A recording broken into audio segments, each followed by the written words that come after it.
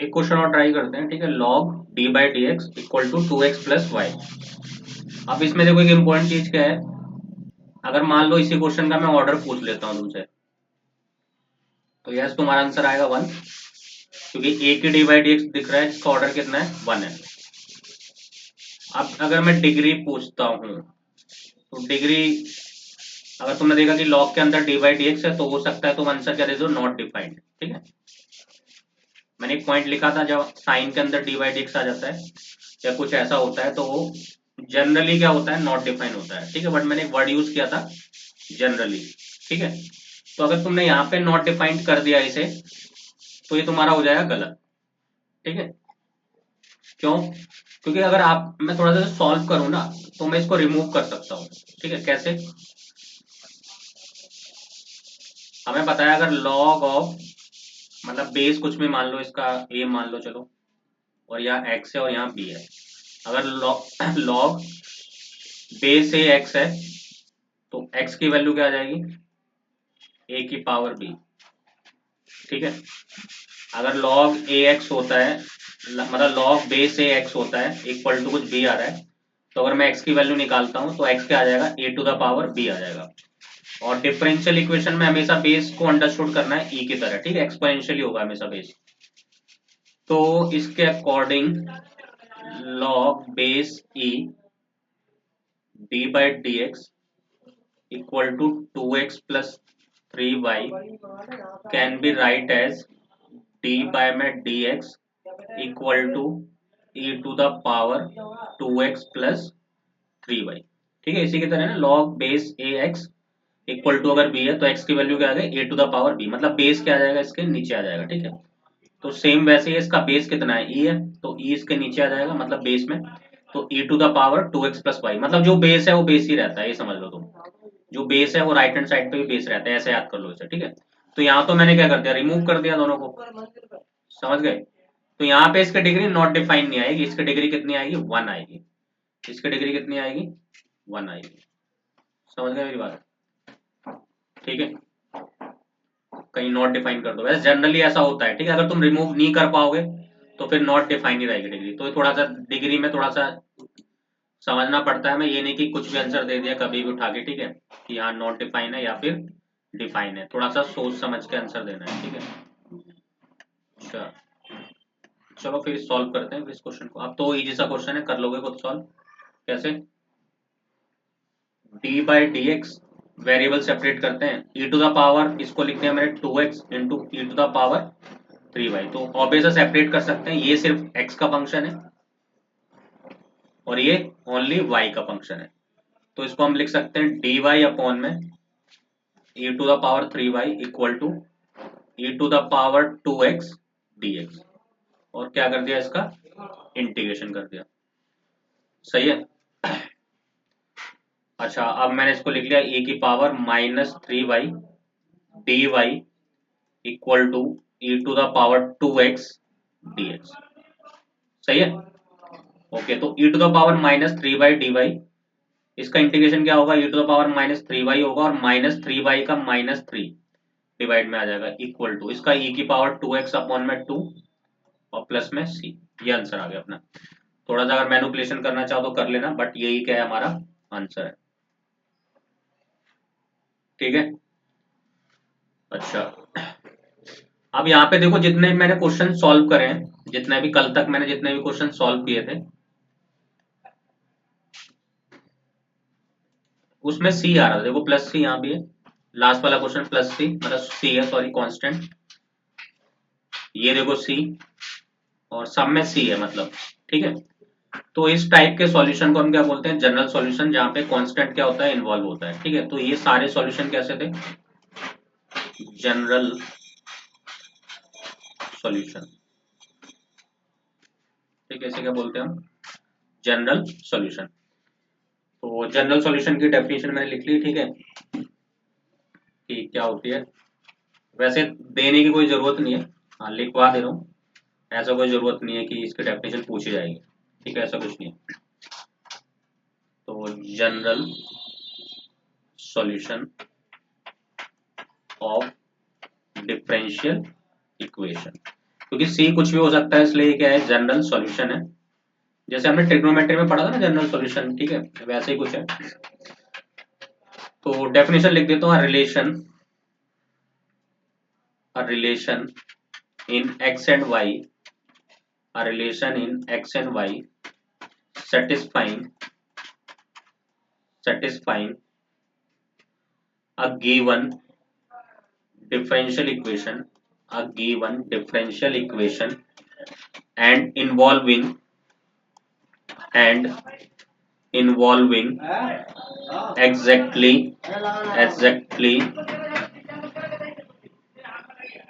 same number of arbitrary constant as order of differential equation। ये कहना चाहता है जितना ऑर्डर होता है उतना ही उसमें कांस्टेंट होता है, उसको क्या बोलते हैं हम, जनरल सॉल्यूशन। ठीक है, सही बात है बिल्कुल। देखो यहाँ पे कितना कांस्टेंट है, एक ही है बस, है ना, प्लस से, इसका मतलब एक ही कांस्टेंट है। अच्छा, और जो डिफरेंशियल इक्वेशन है उसका ऑर्डर भी कितना था, वन ही था, है ना। तो अगर ऑर्डर वन है तो कांस्टेंट भी कितना आएगा, वन आएगा। अब यहाँ भी इसका ऑर्डर कितना था, वन ही था, है ना। डी बाई डी एक्स अगर मैं यहाँ फाइंड करूंगा तो डी बाई डी एक्स का और मतलब जो डिफरेंशियल इक्वेशन उसका ऑर्डर वन ही है। यहाँ फॉर्म नहीं किया मैंने, ठीक है, डी बाई डी एक्स के फॉर्म में, बट जहां जहां है वहां पे चेक कर सकते हो। अब इस डिफरेंशियल इक्वेशन का ऑर्डर कितना है, वन है, तो इसमें कांस्टेंट भी सिर्फ कौन है, एक ही है, ये रहा सी, है ना, ये रहा सी। तो इसको हम बोलते हैं जनरल सॉल्यूशन। वैसे भी तुम्हारे सिलेबस में सिर्फ फर्स्ट ऑर्डर है, तो फर्स्ट ऑर्डर वाला ही आएगा, ठीक है। अगर ये सेकंड ऑर्डर होता तो दो कांस्टेंट 100% आते इसमें, ठीक है, तो उसको हम बोलते हैं जनरल सॉल्यूशन। अच्छा, अब नेक्स्ट क्या होता है, एक पर्टिकुलर सॉल्यूशन होता है।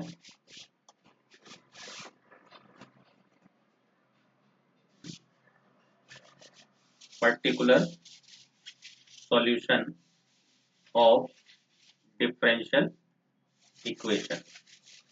तो पर्टिकुलर सॉल्यूशन में क्या होता है, ये कांस्टेंट नहीं दिखेगा तुम्हें, मतलब जो सी है ना, मतलब हम एक्स और वाई को कुछ ऐसी वैल्यू दे देंगे जिसके अकॉर्डिंग क्या आ जाएगा, सी आ जाएगा हमारा।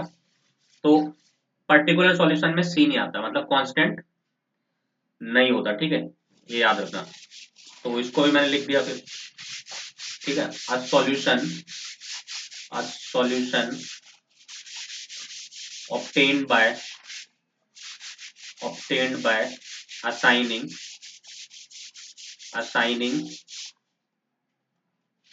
values to one or more than one arbitrary constant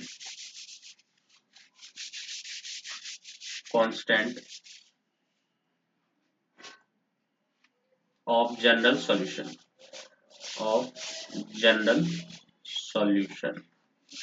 इसका मतलब जो कांस्टेंट आ रहा था ना, उसको हमने कुछ वैल्यू असाइन कर दी, वेरिएबल्स को, मतलब एक्स और वाई कुछ वैल्यू असाइन कर दी, तो उससे सी आ गया, और सी को वापिस क्या कर दिया, सब्स्टिट्यूट कर दिया, तो इसको हम बोलते हैं पर्टिकुलर सॉल्यूशन।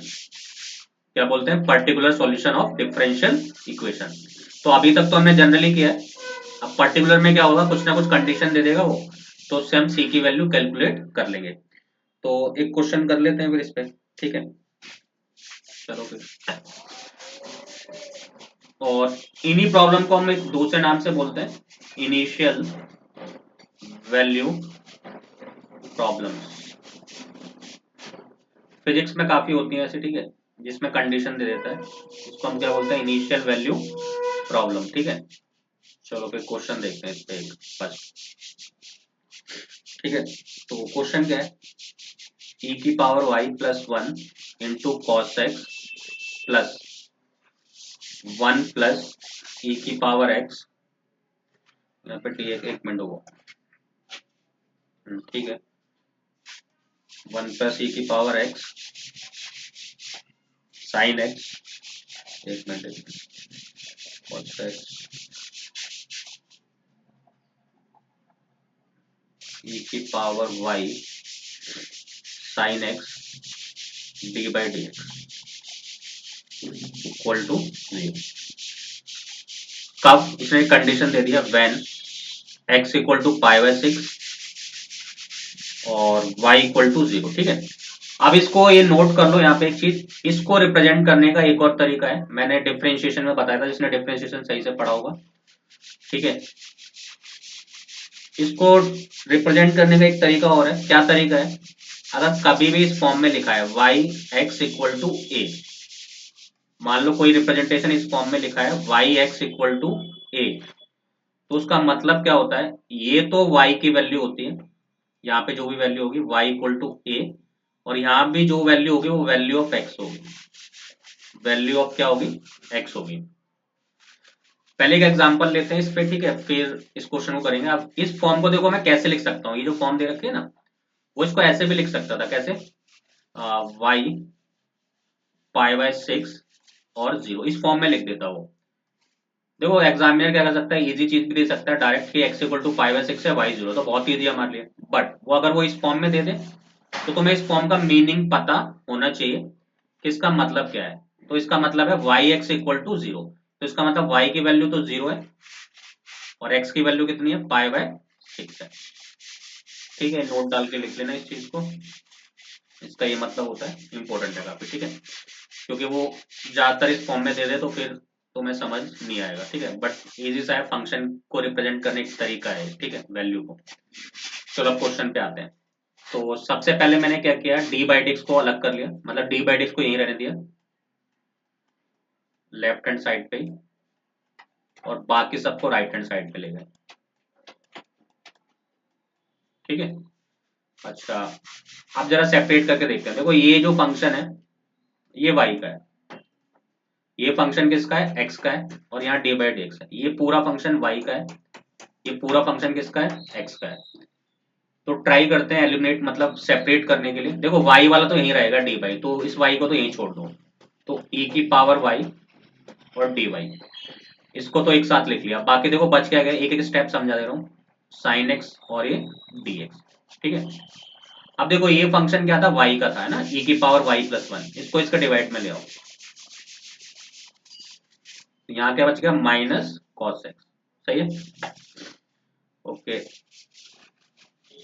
तो ये हमारा हो गया e की पावर y, e की power y plus 1 d y. अब देखो ये कैसे जाएगा, यहाँ पे हो जाएगा minus cos x d x, मतलब डी एक्स यहाँ पे आ गया, और साइन एक्स का आ गया इसके डिवाइड में आ गया। तो सेपरेट कर दिया अब हमने दोनों वेरिएबल, ये सिर्फ y का ही फंक्शन है और ये ओनली किसका फंक्शन है, x का फंक्शन है। इट मीन्स वेरिएबल क्या हो गए, सेपरेट हो गए। अगर वेरिएबल सेपरेट हो गए तो अब थोड़ा सा सॉल्व कर लेते हैं। तो इसको मैंने लिखा e की power y plus 1 d y, और ये क्या हो जाएगा, minus cot x d x हो जाएगा। इंटीग्रेशन लगा दिया दोनों तरफ, क्योंकि सेपरेट तो कर ही दिया वेरिएबल हमने। अभी तो बहुत ईजी है भाई, देखो जो डिनोमिनेटर है, इंटीग्रेशन इतना आता है तुम्हें, इंटीग्रेशन डिनोमिनेटर का इंटीग्रेशन ऊपर है, सॉरी डिनोमिनेटर का डिफरेंशिएशन ऊपर है, तो नीचे एफ एक्स है, ऊपर उसका डेरिवेटिव है। कैसे, इसको तुम अगर तुम भाई टी मानना चाहो तो टी मान लो, e की पावर y प्लस 1 को तुम पूरे को टी मान लो और y के रिस्पेक्ट में डेरिवेटिव करो, तो e की power y dy equal to dt आ जाएगा, है ना। तो इसकी जगह तुम dt रख दो, अगर t के रिस्पेक्ट में करते हो तो dt आ गया और नीचे t आ गया। सही बात है। अच्छा अभी कॉट का नहीं करेंगे, थोड़ी देर में करते हैं कॉट का। ठीक है, कॉट का तो इजी होता है, लॉग साइन एक्स होता है, ये भी लिख देते हैं। कॉट एक्स का जो इंटीग्रेशन होता है वो क्या होता है, लॉग ऑफ साइन एक्स, ठीक है, प्लस सी। देखो अब क्या होगा, डी टी बाई टी का सबको पता है इंटीग्रेशन क्या होता है, लॉग ऑफ टी होता है। कॉट का इंटीग्रेशन सबको पता है, लॉग ऑफ साइन एक्स होता है। अब देखो, अब कांस्टेंट पे देखो, ये भी लॉग का पूरा आ गया इंटीग्रेशन, ये भी लॉग का आ गया, it means constant should be in log, तो लॉग ऑफ सी आ जाएगा। याद रखना, जब दोनों तरफ लॉग किया जाते हैं सारे इंटीग्रेशन, देन ही हम लॉग सी लगाएंगे। ठीक है, अब टी को रिप्लेस कर देते हैं, टी के सेलेक्ट किया था मैंने e की पावर y प्लस 1 को, तो अपना आंसर आ जाएगा e लॉग e की power y plus 1 minus log sine x plus log c, और इसको क्या लिख लिया, सी को आगे लिख दिया और इसको पीछे लिख दिया लॉग साइन एक्स। तो यहां से बन गए log m minus log n का फॉर्मूला बन गया, तो हो जाएगा लॉग ऑफ e की power y plus 1 equal to log c by में साइन एक्स। अब लॉग के आर्गुमेंट कंपेयरिंग कर दिए दोनों, तो it means which implies e की power y plus one equal to c by में साइन एक्स। तो ये अपना क्या आ गया आंसर। इतना छोड़ दोगे तो भी चल जाएगा। और कोई और मैनुपुलेशन करना चाहता है, मैनुपुलेशन इन द सेंस वो इसको ऐसे लिखना चाहता है सी बाय में साइन एक्स माइनस वन तो भी चलेगा। और वो थोड़ा सा और करना चाहता है, दोनों तरफ लॉग बेस ई लेना चाहता है, तो मैं बता देता हूँ उसे एल एन वाई हो जाएगा और यहाँ पे एल एन सी बाय में साइन एक्स माइनस वन हो जाएगा। ये भी लिख सकता है, वो उसकी मर्जी है। ठीक है, आंसर मैच नहीं करने की जरूरत है, हाँ कंसेप्ट पूरा क्लियर होना चाहिए। ये भी सही है, ये भी सही है और ये भी सही है। ठीक है, अच्छा तो आई थिंक ये क्लियर है सबको, आगे बढ़ते हैं फिर। हाँ अभी ये कंप्लीट नहीं हुआ सॉरी, ठीक है, क्योंकि पर्टिकुलर सॉल्यूशन है, क्योंकि उसने एक कंडीशन दे दिया मुझे कि y की वैल्यू 0 x की वैल्यू पाई बाय 6 है। तो ये तो जनरल सॉल्यूशन आ गया यहाँ तक। अगर सिर्फ जनरल सॉल्यूशन बोलेगा तो ये जनरल सॉल्यूशन हो चुका है इक्वेशन का। बट ठीक है, उसने अगर ये कंडीशन दे रखी है कि y की वैल्यू है पाई बाय 6, है ना, y की वैल्यू 0 है पाई बाय 6, एक मिनट, नहीं x की वैल्यू पाई बाय 6 है और y की वैल्यू कितनी है 0 है। ठीक है, अरे यार कहाँ बताओ इधर खेती किसने खेती किसने जा मत गया तू यहाँ से लगा जा इसका फटाफट वो फोन तो एक ही लंग से ना। हाँ तो ये बात को हटाओ जा तू इतना नहीं घिसले जाए और लंबे हाथ तक दे देना तो देखो मुझे पूरा दान दान मारा था तू एक घंटा में समझ नहीं देखा मैं भी घड़ी लगा ली तो एक घंटा में समझ नीचे। हाँ यार क्या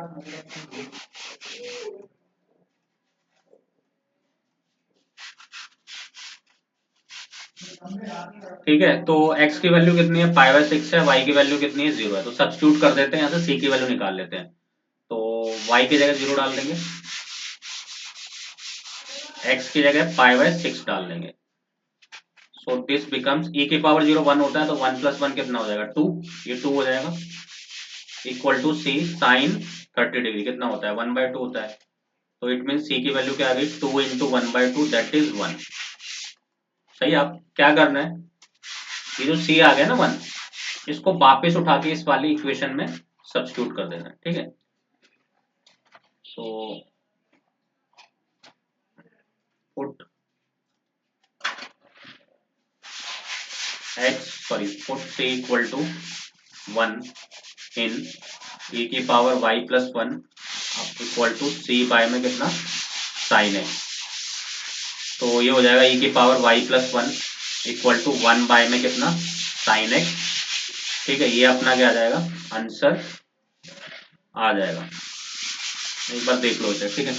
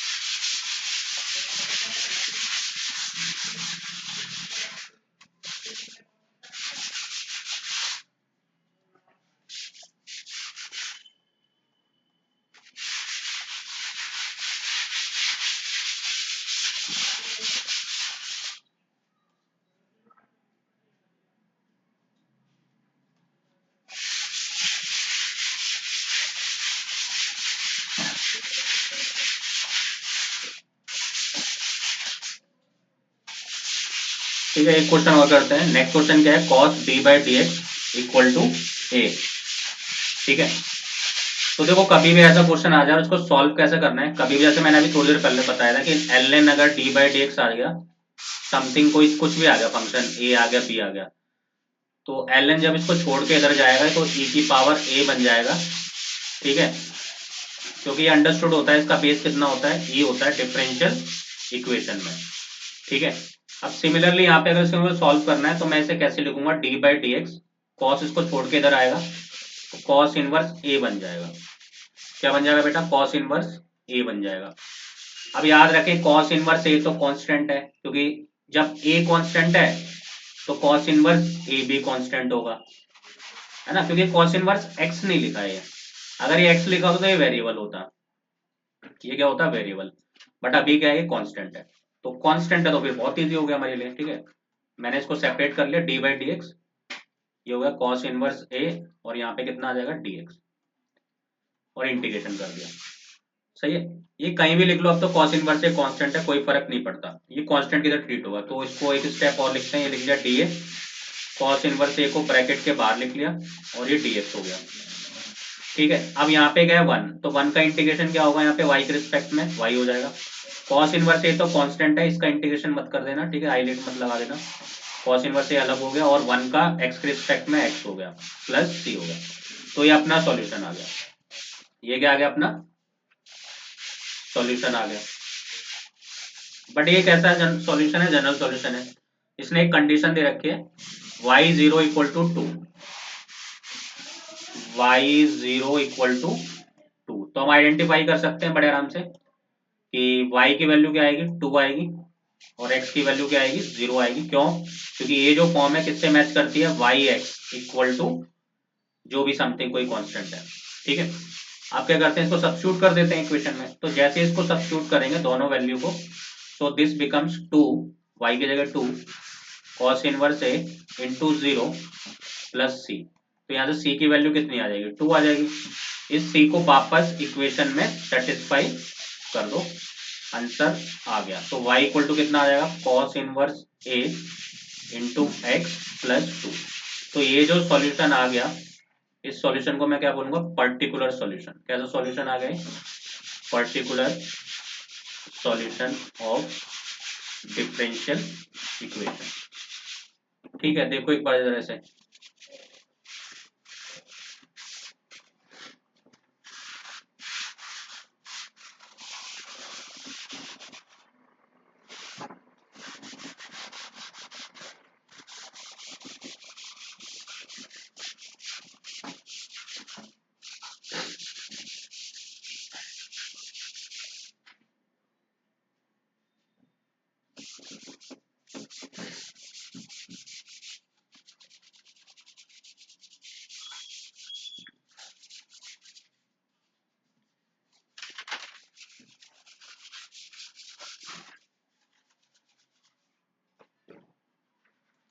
ठीक है, तो ये देख लिया होगा तुमने। ठीक है, अब देखो ये हमने कर लिया वेरिएबल सेपरेबल, इतना ही है वेरिएबल सेपरेबल तुम्हारी बुक में। ठीक है, बट इसमें एक टाइप और उसने ऐड कर दिया, equation reducible two variable separable. तो वैसे तो वेरिएबल सेपरेबल का बहुत इजी क्वेश्चन आता है, जैसे मैंने कराए हैं जितने, और बाकी एक्सरसाइज को चेक कर लो, कुछ क्वेश्चन रह गए होंगे, मैंने जनरल मतलब ऑलमोस्ट सारे करा दिए। ठीक है, बट उसने एक नया टाइप ऐड किया है इसमें, इक्वेशन, और इस सिलेबस में है तुम्हारे। ठीक है, ये डिटेक्ट नहीं हुआ है, equation reducible two variable separable. ठीक है तो ये variable separable he, but direct दिखेगा नहीं तुम्हें, हाँ कि मैं इसमें वेरिएबल सेपरेट कर सकता हूँ। जैसे मैं एक एग्जांपल लेता हूँ, छोटा सा एग्जांपल लेता हूँ पहले, ठीक है, फिर बात करेंगे। जैसे क्वेश्चन क्या है? क्वेश्चन मैंने लिया 1, d by d x equal to cos x plus y, ये क्वेश्चन आ गया मान लो। ठीक है, अगर मैं इसे वेरिएबल सेपरेट करने की कोशिश करूं, मान लो मैंने सेपरेट करने की कोशिश करी कि एक्स और वाई को अलग कर लूं, तो कर नहीं सकता क्योंकि इसका आर्ग्यूमेंट है, पहली चीज मेरे को समझ आई। वरना चलो एक बार कॉस इनवर्स लेके देख लेता हूँ, कहीं कुछ बात बन जाए, बट नहीं बनेगी। चलो यहाँ पे एक्स प्लस वाई आ गया। ठीक है, इंटीग्रेशन कर नहीं सकता क्योंकि डी वाई डी एक्स को भी तो अलग करना पड़ेगा, डी वाई को अलग करना पड़ेगा, डी एक्स को अलग करना पड़ेगा। तो साफ साफ दिख जाता है कि यहाँ से वेरिएबल सेपरेट नहीं हो पाएगा, इम्पॉसिबल है। अगर इस स्टेज पे करोगे तो ये इम्पॉसिबल है। अच्छा फिर क्या किया जाए? तो देखो जो थोड़ा सा इसमें अभी फर्स्ट टाइम कर रहे हो, थोड़ा सा आइडिया नहीं रहेगा, तो क्या करो, वेरिएबल को एक बनाओ, वेरिएबल को क्या करो? एक बनाओ, तो साइज चांसेज है। अब यहाँ पे क्या है? दो वेरिएबल है, एक्स प्लस वाई। तो इसको एक कैसे बना सकते हैं, इसको कुछ लेट कर लेते हैं, ठीक है ना। तो एक बन सकता है।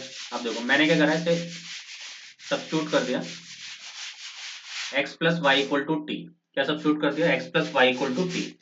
अब ध्यान से देखना, मैं इसको डिफरेंशिएट करूंगा विद रिस्पेक्ट टू एक्स। किसके रिस्पेक्ट में डिफरेंशिएट करूंगा, विद रिस्पेक्ट टू एक्स, ठीक है। Differentiate with respect to x. तो एक्स के रिस्पेक्ट में इसको डिफरेंशिएट करूंगा तो ये 1 आ जाएगा, ये डी बाई डी एक्स आ जाएगा, और ये d t by d x आ जाएगा। ये कितना आ जाएगा, d t by d x आ जाएगा।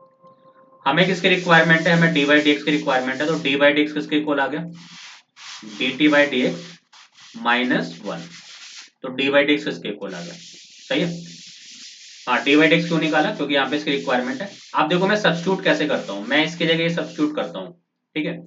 तो this become D t by d x minus 1, सही है, इक्वल टू कॉस, इस पूरे को मैंने टी लेट कर लिया। अब इसका बेनिफिट क्या हुआ, देखो अब यहाँ पे दो ही वेरिएबल रह गए बस, एक तो टी है वेरिएबल और एक एक्स वेरिएबल है, तो दो ही वेरिएबल है बस। और दो वेरिएबल होंगे तो हम बड़ा इजीली यहाँ पे सेपरेट कर सकते हैं, बट यहाँ पहली स्टेज पे हम सेपरेट नहीं कर पा रहे थे, ठीक है। बट हाँ यहाँ कर सकते हैं हम सेपरेट, ठीक है। तो फिर स्टार्ट हो गए हम, ठीक है। D t by d x equal to, ये -1 यहाँ के क्या हो जाएगा, 1 प्लस कॉस टी हो जाएगा। अब कर सकते हैं हम सेपरेट, तो टी वाले अलग कर लिए, ये पूरा टी में ही आ जाएगा क्योंकि 1 प्लस लिखा हुआ है, तो ये पूरा टी का आ गया और यहाँ डी एक्स आ गया, और दोनों को कर दिया इंटीग्रेट क्योंकि अब सेपरेट हो गए। अब बहुत सारे बच्चों को याद आ रहा होगा फॉर्मूला, इसको देख के 1 प्लस कॉस 2 थीटा क्या होता है, 2 कॉस स्क्वायर थीटा, यानी एंगल क्या हो जाता है, हाफ हो जाता है। तो ऐसे अगर 1 प्लस कॉस टी है तो एंगल क्या हो जाएगा, हाफ हो जाएगा। तो 1 प्लस कॉस टी क्या हो जाएगा, 2 कॉस स्क्वायर टी बाई 2, और इसको तो हम देख लेंगे, ये तो 1 है ना, 1 का x हो जाएगा, ये बात की बात है। चलो अब ये 1/2 तो अलग कर दिया मैंने। 1 बाय कॉस स्क्वायर क्या होता है, सेक स्क्वायर टी बाई 2, है ना, यही होता है सेक स्क्वायर टी। अच्छा, सेक स्क्वायर एक्स का इंटीग्रेशन होता है क्या, सेक स्क्वायर एक्स का इंटीग्रेशन होता है क्या, यस बिल्कुल होता है, ठीक है। कितना होता है, tan x, है ना, आई थिंक यही होता है। हाँ, tan x tan स्क्वायर का डायरेक्ट नहीं होता है ना, हाँ सेक स्क्वायर का tan x होता है। तो बस हो गया, फिर खत्म हो गया क्वेश्चन। तो इसको मैंने लिख दिया tan t बाई 2, बट ये इनकम्प्लीट इंटीग्रेशन है, t बाई 2 का कुछ डिफरेंशिएशन भी होगा, 1/2 वो नीचे आएगा, इक्वल टू 1 का कितना हो जाएगा x और प्लस c, ये आंसर आ जाएगा बस। 1/2 से 1/2 क्या हो गया, कैंसिल हो गया। तो tan t by 2 equal to x plus c, x को हम रिप्लेस कर देंगे किससे, x प्लस सॉरी t को हम रिप्लेस कर देंगे x प्लस वाई से, तो आंसर आ जाएगा x plus y upon 2 equal to x plus c. और ये इनिशियल वैल्यू प्रॉब्लम है नहीं, मतलब सिंपल इसने पूछा है, अगर कुछ कंडीशन डालता तो कंडीशन के हिसाब से जाते हैं, बाकी ये जनरल सॉल्यूशन हो गया। तो बेटा ऑब्जर्व करने वाली बात सिर्फ यही है कि यहाँ पे मैं सेपरेट नहीं कर सकता इसको। हाँ एक मिनट रुक जाओ, देखो फिर से देख लो, d by d x equal to कितना दे रखा है, कॉस एक्स प्लस वाई दे रखा है। तो देखो मैंने यहाँ पे ट्राई किया था रिपीट, मतलब इसको सेपरेट करने के लिए, बट हो नहीं पाया सेपरेट। खुद देख लो, अगर मैं कॉस इनवर्स को इधर लेके जाऊंगा फिर डी वाई और डी एक्स को कैसे सेपरेट करूंगा, अगर मान लो चलो एक्स प्लस वाई को कर लूँ, और कॉस के आर्गुमेंट में एक्स प्लस वाई है तो इम्पॉसिबल है एक्स को हटा, मतलब एक्स को अलग करना और वाई को सेपरेट करना, इम्पॉसिबल, ठीक है। इस स्टेज पे तो इम्पॉसिबल है। तो फिर मेरे माइंड में क्या क्लिक करना चाहिए, तो मेरे माइंड में क्लिक करना चाहिए कि मैं ट्राई करता हूँ इसको एक ही वेरिएबल बनाने का। तो x प्लस वाई को मैंने टी लेट कर लिया, ठीक है। Differentiate with respect to x क्यों किया, क्योंकि मुझे डी बाई डी एक्स चाहिए, इसलिए मैंने विद रिस्पेक्ट टू x किया। तो यहां से मैंने डी बाई डी एक्स की वैल्यू निकाल ली, d t by d x minus 1। अब मैंने इसको यहाँ सब्स्टिट्यूट कर दिया और x प्लस वाई को टी लेट कर लिया, सही है।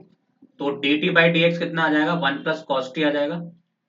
अब तो ये इजी हो गया, ठीक है, ये t का फंक्शन है, ये किसका फंक्शन है, t का है, और x का कोई फंक्शन है नहीं, सिर्फ dx है। तो dx को इधर ले आया, t वाले को इधर ले आया।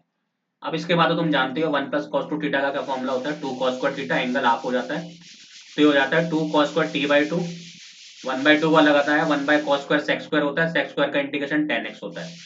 बाकी तो इंटीग्रेशन का फंडामेंटल। देखो क्वेश्चन तो सिर्फ यहीं तक होता है। डिफरेंशियल में एक नंबर तो कोई भी ले सकता है, इंटीग्रेशन इसको नहीं आता, बट ठीक है कंप्लीट नंबर उसे ही मिलेंगे जैसे इंटीग्रेशन आता है, क्योंकि डिफरेंशियल इक्वेशन में बस थोड़ा सा काम डिफरेंशियल इक्वेशन का है, बाकी A to Z तो क्या है, इंटीग्रेशन ही है, इंटीग्रेशन डिफरेंशिएशन। समझ गए मेरी बात? ठीक है, तो ये थोड़ा सा याद रखना, ये जो मेरी टिप है तुम्हारे लिए x+y, इसको याद रखना। देखो क्वेश्चन तो सॉल्व हो जाते हैं, बट लाइन ऑफ थिंकिंग क्या होनी चाहिए, ठीक है, लाइन ऑफ थिंकिंग क्या है वो इंपॉर्टेंट है। क्वेश्चन तो कोई भी बता देगा, हाँ भाई ऐसे कर लेना सॉल्व इसे, बट मेरे माइंड में क्या आना चाहिए इसको सोच के, वो इंपॉर्टेंट करता है। ठीक है, तो एक तुम्हारे लिए होमवर्क में क्वेश्चन, और इसको देख के तुम्हें ऐसे ही फील होना चाहिए जैसा मैंने तुम्हें बताया है। ठीक है, अच्छा सा क्वेश्चन दे रहा हूँ, ठीक है, हिंट भी दे देता हूँ तुम्हें। ठीक है, 2x - 2y, इसको जो ट्राई कर लेगा समझ लो उसने आ गया उसे पूरा ही। ठीक है,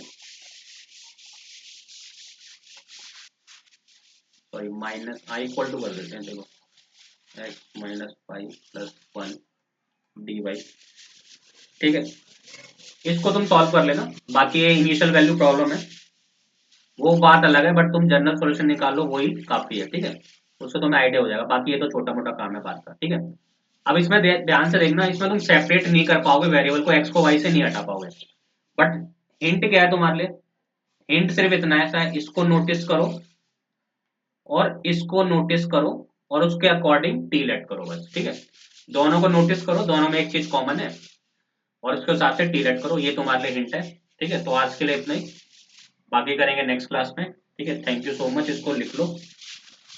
ठीक है।